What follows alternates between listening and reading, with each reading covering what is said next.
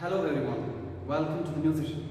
So we have been discussing about the different topics in the last classes and so on, and today we will discuss about phrases and clauses. So what is phrases?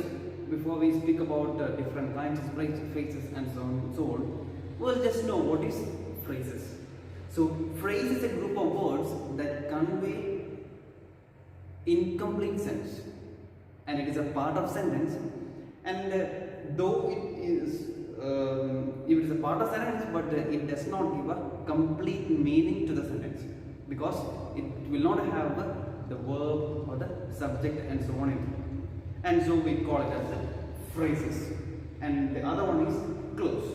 So there are different types of clauses. So we'll talk about clauses in the coming session and so on. So for the time being, we will speak about phrases. So that is, I said phrase is a group of words that conveys incomplete sense. It is used in sentences, and there is an incomplete sense which the phrase gives. So there are different kinds of phrases like a noun phrase, verb phrase, adjective phrase, and so on. So we'll just know what is phrases. I'll just write an example. There is no peace of mind in the city. There is no peace of mind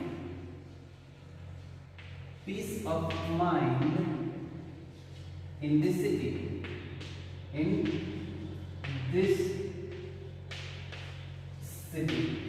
So which is the phrase here? Here, in this city is the phrase which is used here. So phrase means a group of words put together in order to make a meaning. But it does not give a complete sense.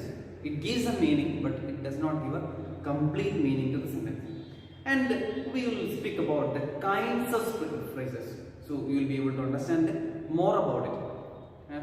So these kinds of phrases, there are different kinds of phrases, and based on different parts of speech, phrases contain the specific part of speech and other words that modify or qualify. We will see what it is.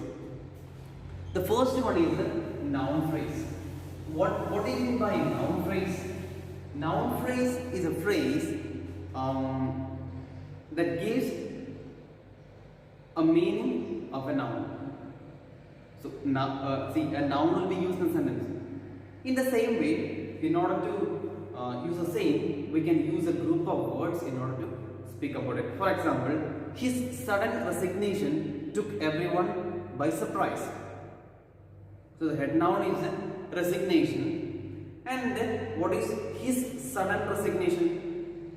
The word his sudden resignation is the group of words which is used as a noun phrase. A group of words which gives the meaning of a noun. So the head noun will be, or the head noun or the main noun will be resignation. The word resignation is the main noun, and the other words are joined or put together in order to make a sense, in order to make a meaning, and it does not give a complete meaning. For example, his sudden resignation. His sudden resignation does not give a complete sense, but it gives a meaning. So that is known as a noun phrase. I'll say one more example.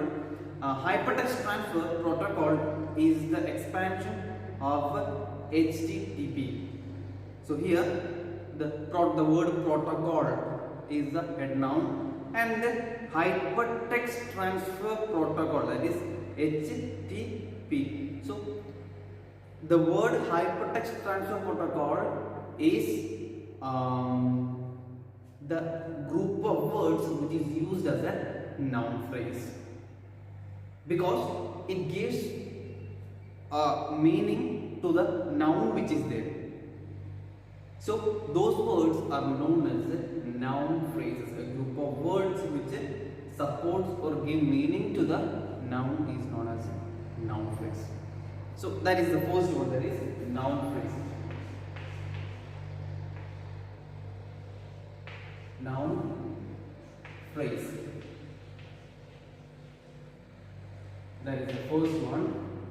And we speak about the second one. So what is the second one? It is adjective phrase. It is the same with the noun, like same like the noun phrase.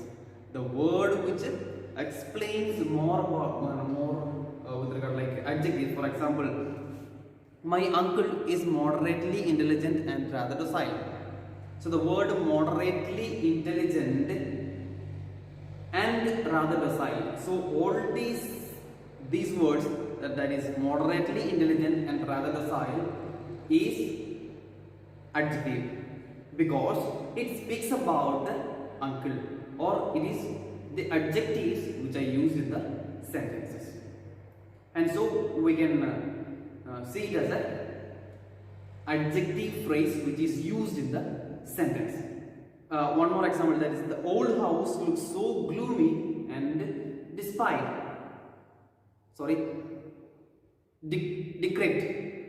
decrepit. So what is it? The old house looks so gloomy and decrepit. So here the word gloomy and decrepit are the adjectives which are used here, and these words are put together in order to make a single meaning. And here it does not give an exact meaning, but it gives a meaning, and so we can call it as an adjective phrase, since it explains more about the quality of uncle. It speaks about the quality, so it can be called as an adjective. So these words or phrases which are put together is known as an adjective phrase.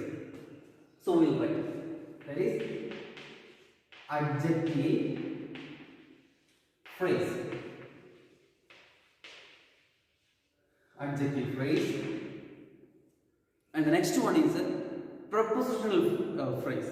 That is, the book with a torn cover is from my school library. Here the word with, that is a proposition, and cover, that is, it is the object which is used in the sentence. And so there is a combination of a preposition in the sentence, so we can call it as a prepositional phrase.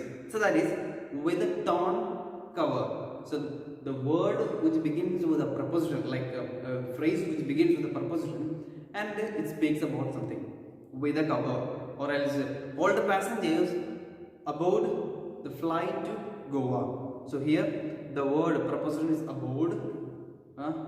The object is flight to Goa. The flight to Goa. So here it speaks, or it begins with a preposition, and it speaks about something which is there with the help of a preposition. So it is known as a prepositional phrase.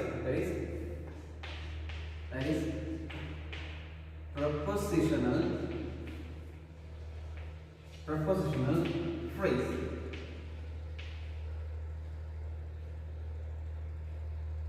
Prepositional phrase. Okay, so that's about prepositional phrase. And now we want to see about adverb phrase. So here adverb phrase speaks like this: he lived in Paris once upon a time. So the word once upon a time is a group of words which is used as an adverb. The group of words which are used as adverb is known as an adverb phrase. That is, once upon a time. And second one, she will rejoin the school on the 20th of this month. The word on the 20th of this month, that is the group of words which is used as an adverb phrase. Okay, so here that is known as an adverb phrase. And we have verb phrase. So in the verb phrase itself, there are finite verbs and non-finite verbs. So you know what is finite and non-finite verb. So there is finite verb phrase and non-finite verb phrase. Like it can be the main verb in the sentence. That is, I have never claimed that I know everything. So the word I have never claimed is a group of words which is used, and it's a finite verb. And in the same way, there is a non-finite verb phrase like infinitive phrase. For example, it is to keep in an infinitive 2 plus base form of the verb which begins the phrase. For example, my temper is the object of the infinitive, under control is the propositional phrase. For example, it took all my willpower to keep my temper under control. So the word to keep my temper is the infinitive phrase which is used in the sentence. So that is called infinitive phrase. And in the same way, there is gerund phrase also. That is, he enjoys playing cricket in the evenings. Playing cricket in the evenings. So that is a gerund phrase which is used. That is playing is a gerund. And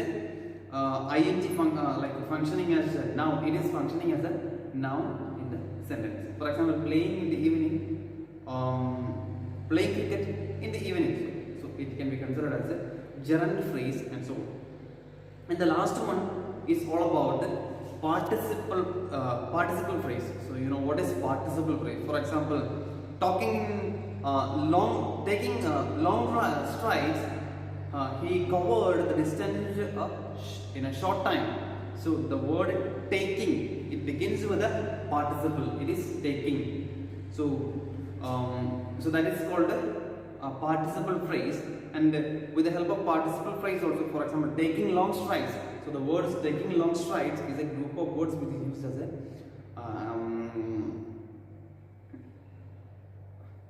participle phrase. And so what happened? So that is called the participle phrase. And there are three different things which are there in the participle phrase. That is present participle, past participle, and the perfect participle. That is, taking long strides, he covered the distance in a short time. So there is an example for a present participle. And the next one, past participle. Worried by the delay, he decided to call her back. The word is worried. The past form is used. The past participle form is used in order to speak about an action. And so there is a group of words which are there. That is worried by the delay. Worried by the delay. So that is a group of words which is used as a past participle form of a phrase. So the phrase is used in a past participle form. And the last one is perfect participle. That is having decided to do something and so on. Having, the example is having reached the venue quite early, she easily got 10 tickets. So here having decided or having reached, so that is a future participle, perfect participle form of a sentence. And the group of words is known as a perfect participle phrase.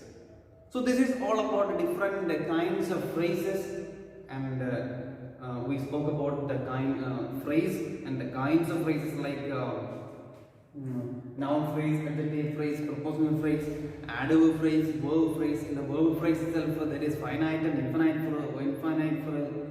phrase. So in non-finite phrase, we have infinitive phrase, gerund phrase, participle phrase. So in participle phrase itself, we have present participle, past participle, and perfect participle. So we have discussed about all these, and this is the end of the session, and we will come up with we will speak about the clauses in the next class. Thank you.